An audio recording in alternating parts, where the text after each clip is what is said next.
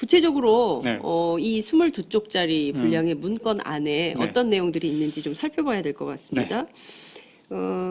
자, 앞서 오마이뉴스에도 보도가 좀 되고 그랬는데 박근혜 대통령, 박근혜라는 사람이, 박근혜라는 인물이 대통령이 되어서는 안 된다라고 주장을 하기 위해서 이 네. 문건에 동참한 그렇습니다. 거다. 조순재가 이제 이렇게 볼 수 있는데 이유가 뭘까요?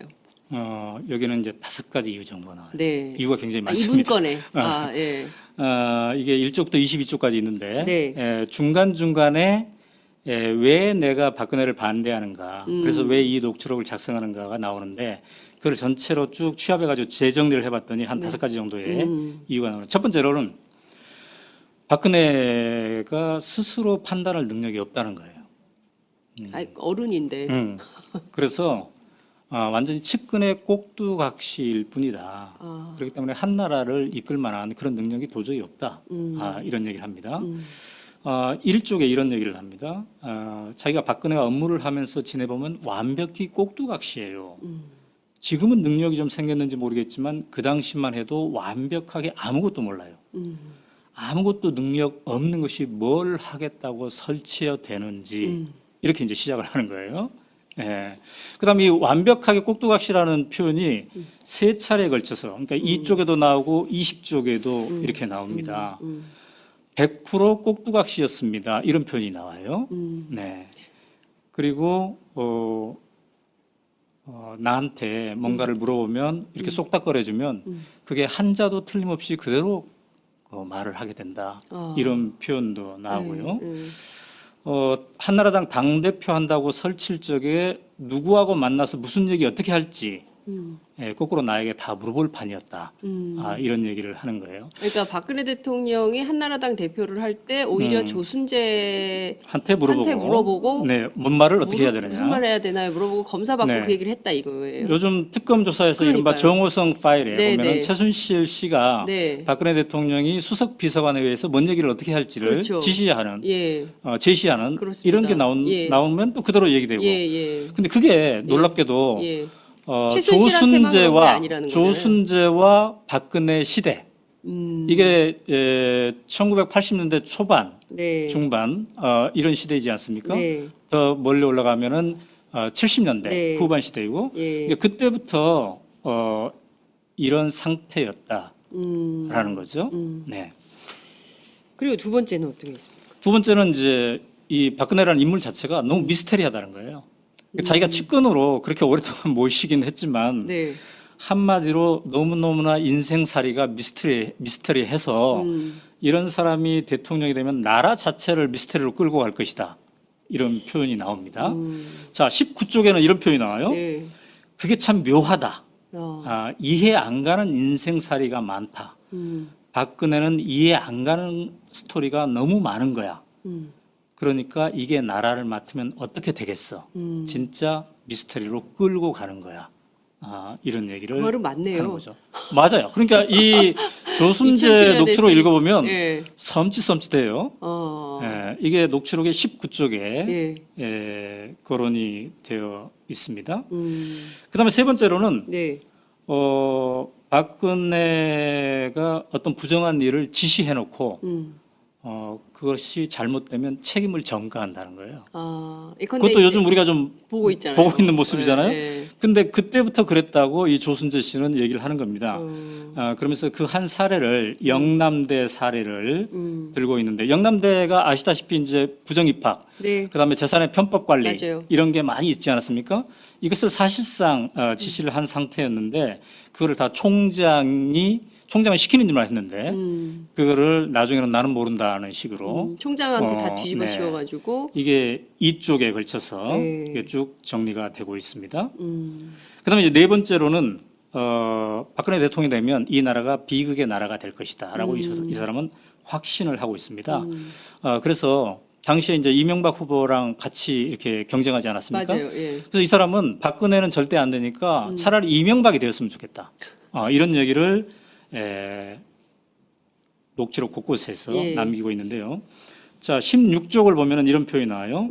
MB, 그러니까 이명박이죠. MB가 되어야 한다는 것이 내 국가가 아니다. 나라 안 잃으려고 하는 소리야. 그러니까 박근혜가 되면 나라를 잃는다는 소리죠. 예, 그래서 우선 나는 저거, 그러니까 박근혜죠. 저거는 안 되겠다 이거야. 이런 표현이 예, 나오는 거죠. 그다음에 MB를 제껴놓고 만약에 박근혜 대통령이 되면은 한 방에 가버린다. 이런 표현이 나옵니다. 예, 그러면 참 비극의 나라가 된다. 그러니까 너무 약점이 많기 때문에 네. 한 방에 갈 수 있다는 얘기예요. 그래서 이제 이 녹취록을 작성한 5번째 이유가 이어집니다. 네. 그 5번째 이유는 뭐냐면 네. 당시 이명박과 박근혜는 한나라당 후보이지 않았습니까? 예, 예. 근데 이제 상대 예. 예, 본선에서는 누구랑 겨누는 거예요? 민주당이죠. 예. 그래서 당시 정동영이었죠. 예, 예. 이 조순재 씨는 정동영 측에서, 즉 민주당 측에서 예. 민주당의 대선을 관리하는 사람들 측에서 이 박근혜 문제가 잔뜩 담긴 이른바 박근혜 파일을 갖고 있을 것이다.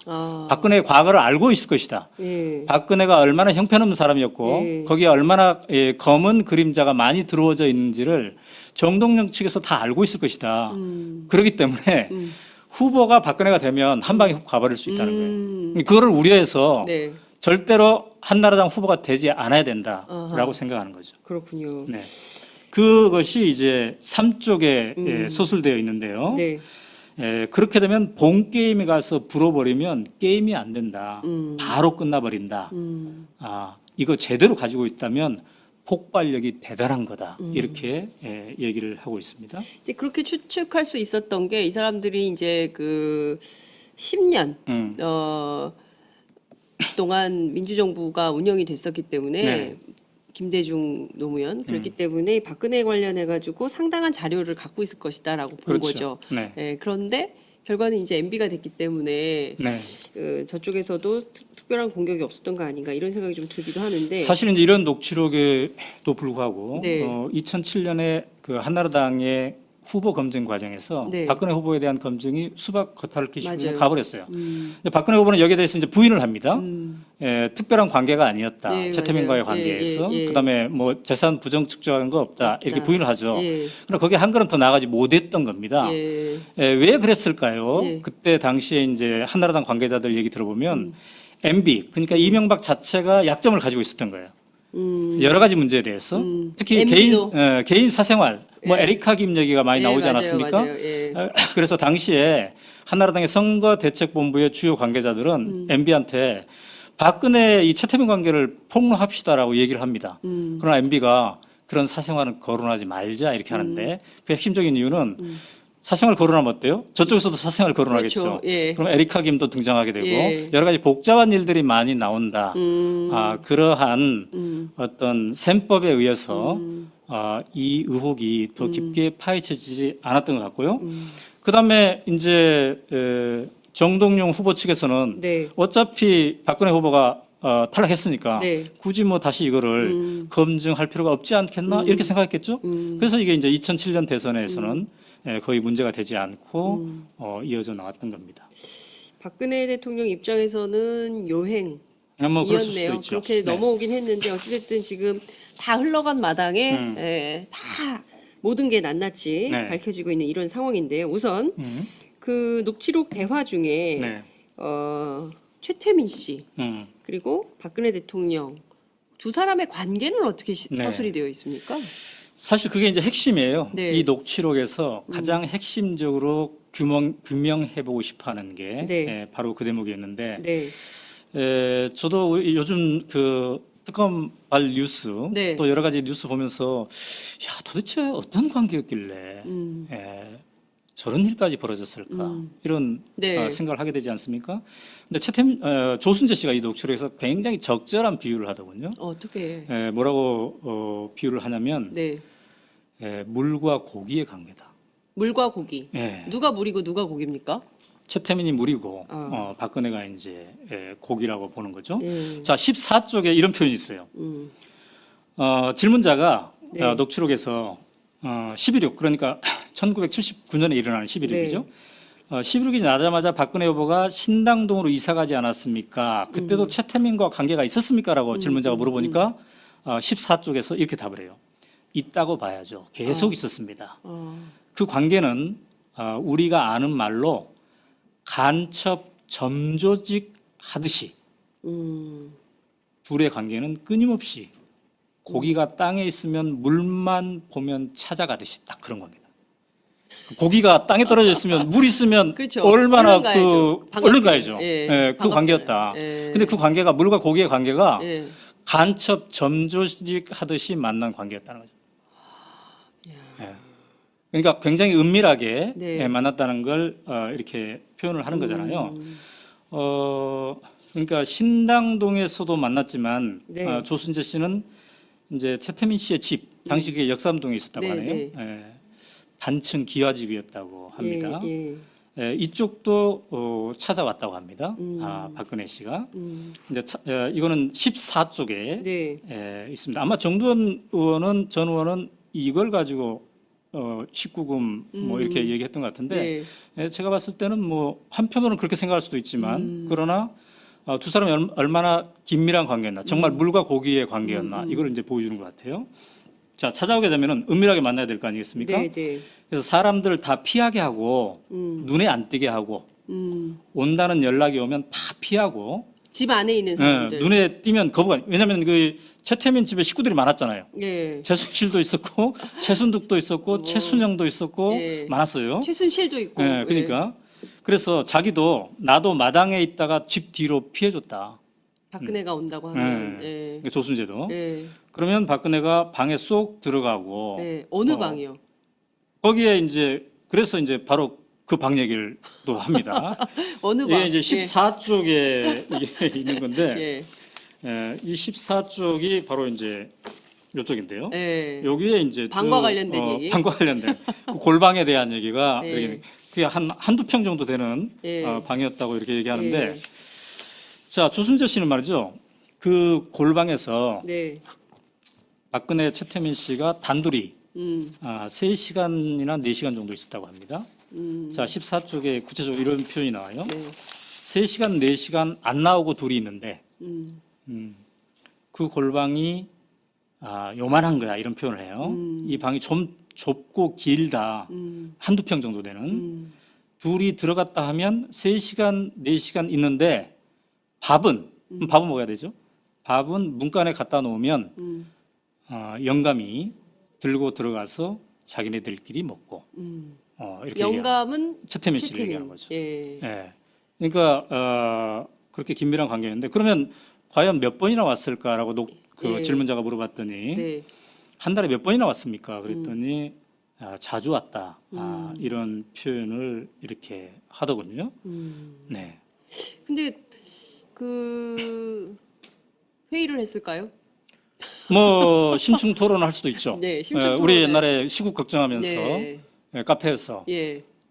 특히 그때는 수배당할 우려가 있었기 때문에 예. 80년대 초반 예, 전두환 예. 정권에 예.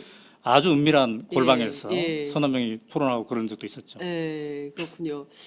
이제 일부에서는 박관천 경정이 네. 그 얘기한 거 보면 이게 남녀 관계를 보고서 암시한 그런 네. 대목도 있지 않겠습니까? 네, 네. 근데 이제 두 사람의 나이는 네. 거의 40살 차이가 나거든요. 그렇군요. 그렇기 때문에 네. 그렇게까지 생각할 필요가 있을까 하는 생각이 드는데.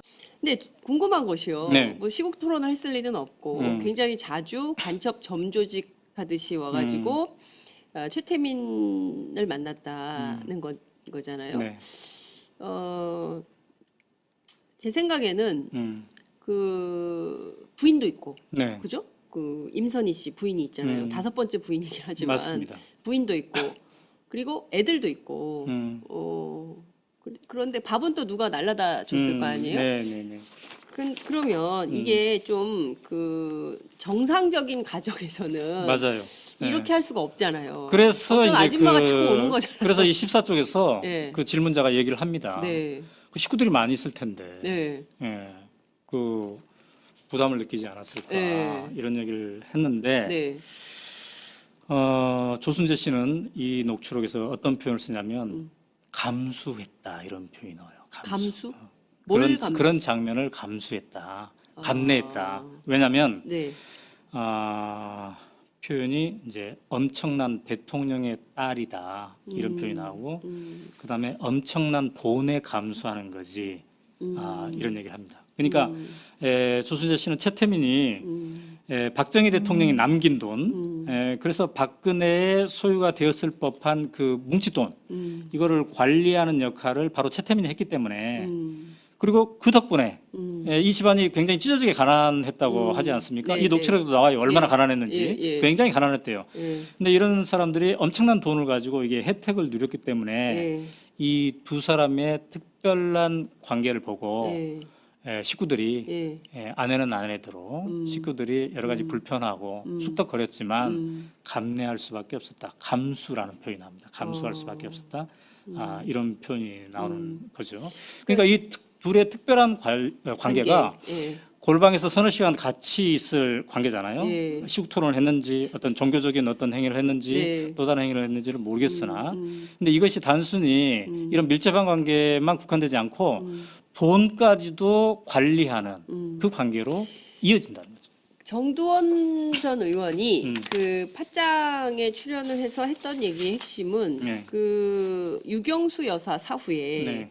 그 최태민 씨가 박근혜 대통령에게 접근을 해서 그 꿈에 네. 나왔다 유경수 여사가 뭐 이러면서 접근을 해가지고 실질적으로 박정희 전 대통령 사후에 그러니까 이제 그 이를테면 그 집무실에 있었던 돈 이외에 네. 박정희 전 대통령의 이른바 통치자금 뭐 이런 것까지 다 포함해서 누가 문을 열어줬겠냐. 그러니까 청와대에서 문 열어서 그 돈을 가져갈 수 있게 한 사람은 박근혜 대통령이다. 이런 얘기를 했거든요. 네. 그러니까 최태민 씨 일가가 아주 오래전부터 이른바 박정희 전 대통령의 통치자금 플러스 알파 그러니까 박근혜 대통령을 그렇죠. 통해서 그런 걸 다 관리했다. 이런 주장을 했습니다. 그 네. 문건에도 그런 내용이 나옵니까? 네. 일단 그때 이제 그 구국 봉사단 네. 혹은 구국 선교단, 네네. 한마음 봉사단 이게 다 같은 이름이에요. 네. 시기별로 이름을 이제 바꿔가는데 이때부터 조순재 씨는 이 녹취록에서 돈천지였다고 그래요. 집안이. 돈천지. 집안이. 감당해낼 수 없는 돈천지였다. 예. 18쪽에 이런 표현이 나오네요. 그땐 돈천지지. 돈 많았어. 우리나라 재벌들이 다 냈어요. 그러니까 요새 예. 그 미르재단, 예. K스포츠재단 뭐 예. 이런 것에 재벌들이 예. 혼납하는 예. 객출해서 내는 그런 거랑 똑같은 장면이 그때도 있었던 거예요. 그러니까 그때는 예. 구국봉사단의 예, 이름으로 그렇죠. 돈을 낸 거고 예. 재벌들이. 그때 당시에 이제 박근혜는 총재, 예. 그다음에 최태민은 명예- 비선실세. 비선실세. 예. 뒤에서 어. 이렇게 하면서 실질적으로 다 조종하는. 예. 자, 그래서 질문자가 이렇게 얘기합니다. 18쪽에서 구국 선교단 돈 관리는 누가 했습니까? 네. 조순재의 답은 돈은 철저히 최가 다 관리했습니다. 최태민. 근혜가 그렇게 시키고 절대로 누구 맡기지 말라고 했다. 그네가. 다른 사람. 절대 누구 맡기지 말고. 조순재 씨는 그 파일에서 박근혜 대통령을 근혜라고 근혜라고 부릅니까? 표현합니다. 아, 예, 근혜. 예. 그래서 이제 정말 박근혜는 왜 최태민에게 이렇게 돈 관리까지 맡겼을까? 그래서 질문자가 이게 정말 이해가 안 된다. 이러니까 최태민은 7쪽에서 자기도 불가사의다. 정말 불가사의한 점이 많다. 이렇게 얘기하면서 나름대로 분석을 8쪽에서 합니다. 네. 첫째, 박근혜가 누구한테 믿고 할 데가 없었다. 그다음에 JP하고도 등졌잖아요. 그럽니다. JP는 김종필을 얘기하는 겁니다. 예. 전 국무총리였고 사촌 형부가 되는 거죠. 네. 박근혜에게는. 그리고 당황하기도 하고 돈이 많으니까 당황하겠죠. 네. 또 그리고 능력도 안 되고 경험도 안 되고 사회 경험이 전무하지 않습니까? 이런 표현을 합니다. 그러니까 사회 경험이 전무하고 네. 외롭고 함께 해줄 사람도 없는 상태였고 그다음에 그런 상태에서 조순재 씨는 이렇게 이어가는데 둘의 관계는 끝없이 험악한 관계였기 때문에 험악한 관계. 돈까지 맡길 수 있었다. 그러니까 이제 이런 표현이 나와요. 우리 속된 말로 뭐 끝없이 험악한 둘의 관계이다 보니까 돈이 몽창 굴러왔다고 봐야지. 그건 관리 차원도 있고 복합적인 여러 요인이 있겠지 이런 표현합니다. 그러니까 미스테리한 관계를 험악한 관계라고 미스테리한 얘기한 그런 거라고 볼 수가 있겠습니다. 자, 그래서 이렇게 하니까 이제 질문자가 묻습니다. 네. 참 묘하다. 어떻게 돈까지 많아요? 어떻게 그렇게 마음을 한꺼번에 살 수 있었을까? 네. 그래서 질문자가 이렇게 물어요. 최태민은 참 대단한 사람이었습니까? 정말 우리도 놀라운 능력이 있는. 우리도 예. 궁금하죠. 예. 여기에 대해서 조순재 씨의 답이 예. 참 재밌어요. 예. 17쪽인데 예.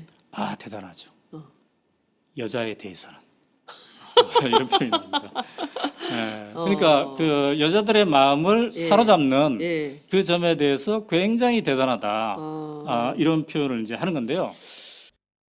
근데 이제 이 대목과 관련해서 사실 그 김재규의 중앙정보부가 네.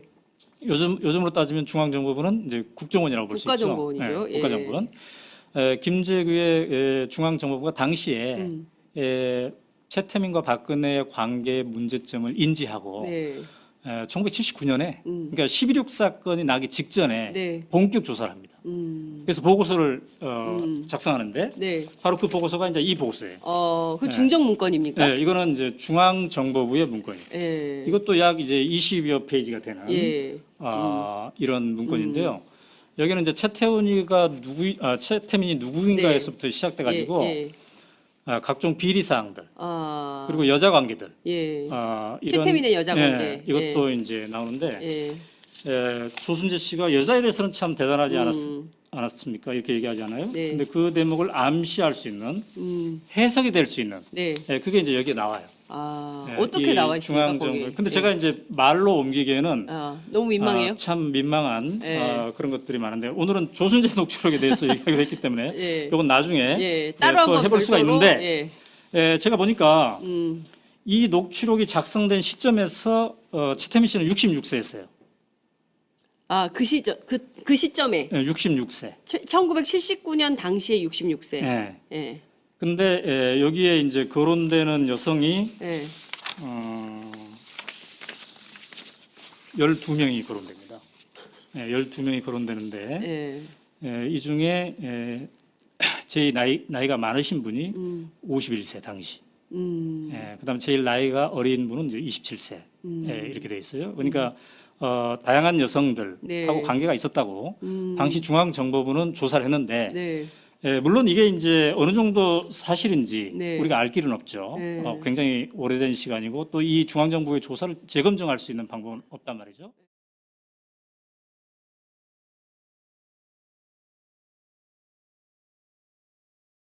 이런 표현이 나옵니다. 자, 19쪽에는 이런 표현이 나와요. 네. 그게 참 묘하다. 어. 이해 안 가는 인생살이가 많다. 박근혜는 이해 안 가는 스토리가 너무 많은 거야. 그러니까 이게 나라를 맡으면 어떻게 되겠어? 진짜 미스터리로 끌고 가는 거야. 이런 얘기를 그 말은 맞네요. 하는 거죠. 맞아요. 그러니까 이 2007 조순재 년에 녹취록 읽어보면 예. 섬찟섬찟해요. 이게 녹취록의 19쪽에 예. 거론이 되어 있습니다. 그다음에 세 번째로는 네. 박근혜가 어떤 부정한 일을 지시해놓고 그것이 잘못되면 책임을 전가한다는 거예요.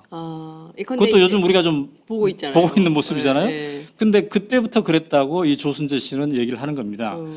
그러면서 그 한 사례를 영남대 사례를 들고 있는데 영남대가 아시다시피 이제 부정 입학, 네. 그다음에 재산의 편법 관리 맞아요. 이런 게 많이 있지 않았습니까?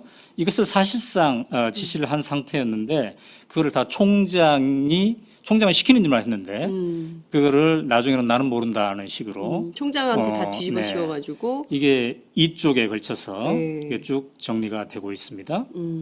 그다음에 이제 네 번째로는 박근혜 대통령이 되면 이 나라가 비극의 나라가 될 것이다라고 이 사람은 확신을 하고 있습니다. 그래서 당시에 이제 이명박 후보랑 같이 이렇게 경쟁하지 않았습니까? 맞아요. 예. 그래서 이 사람은 박근혜는 절대 안 되니까 차라리 이명박이 되었으면 좋겠다. 이런 얘기를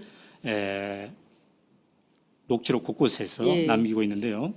자, 16쪽을 보면은 이런 표현이 나와요. MB, 그러니까 이명박이죠. MB가 되어야 한다는 것이 내 국가가 아니다. 나라 안 잃으려고 하는 소리야. 그러니까 박근혜가 되면 나라를 잃는다는 소리죠. 예, 그래서 우선 나는 저거, 그러니까 박근혜죠. 저거는 안 되겠다 이거야. 이런 표현이 예, 나오는 거죠. 그다음에 MB를 제껴놓고 할 때 오히려 조순재 한테 물어보고 네, 뭔 말을 어떻게 해야 되느냐. 무슨 말 해야 되나요? 물어보고 검사 받고 네. 그 얘기를 했다 이거예요. 요즘 특검 조사에서 이른바 그러니까요. 정호성 파일에 네, 보면은 네. 최순실 씨가 네. 박근혜 대통령이 수석 비서관에 의해서 뭔 얘기를 어떻게 할지를 그렇죠. 지시하는 예. 제시하는 그렇습니다. 이런 게 예. 나오면 또 그대로 얘기되고. 예, 예. 근데 그게 놀랍게도 예. 최순실한테만 그런 게 아니라는 거잖아요. 조순재와 박근혜 시대 이게 1980년대 초반, 네. 중반 이런 시대이지 않습니까? 네. 더 멀리 올라가면은 70년대 네. 후반 시대이고 예. 이제 그때부터 이런 상태였다라는 거죠. 네. 그리고 두 번째는 어떻게 했습니까? 두 번째는 이제 이 박근혜라는 인물 자체가 너무 미스테리하다는 거예요. 자기가 측근으로 그렇게 오랫동안 모시긴 했지만 네. 한마디로 너무너무나 인생살이가 미스터리해서 이런 사람이 대통령이 되면 나라 자체를 미스터리로 끌고 갈 것이다. 이끌 만한 그런 능력이 도저히 없다. 이런 얘기를 합니다. 일종의 이런 얘기를 합니다.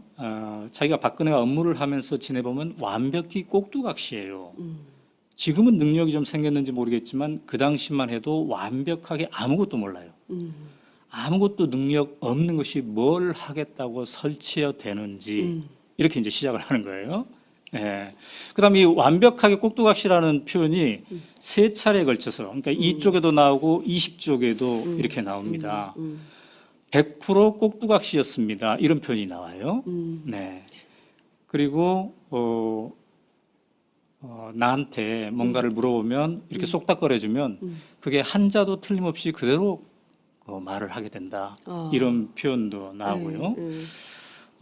한나라당 당대표 한다고 설칠 적에 누구하고 만나서 무슨 얘기 어떻게 할지 거꾸로 나에게 다 물어볼 판이었다. 이런 얘기를 하는 거예요. 그러니까 박근혜 대통령이 한나라당 대표를 구체적으로 네. 이 22쪽짜리 분량의 문건 안에 네. 어떤 내용들이 있는지 좀 살펴봐야 될 것 같습니다.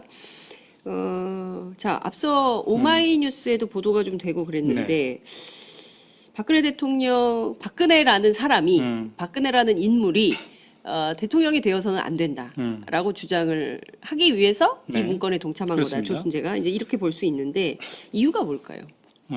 여기는 이제 5가지 이유 정도 나와요. 네. 이유가 굉장히 이 많습니다. 문건에. 예. 이게 1쪽부터 22쪽까지 있는데 네. 중간중간에 왜 내가 박근혜를 반대하는가, 그래서 왜 이 녹취록을 작성하는가가 나오는데 그걸 전체로 쭉 취합해가지고 재정리를 해봤더니 한 5가지 정도의 이유가 나오는. 첫 번째로는 박근혜가 스스로 판단할 능력이 없다는 거예요. 어른인데. 그래서 완전히 측근의 꼭두각시일 뿐이다. 그렇기 때문에 한나라를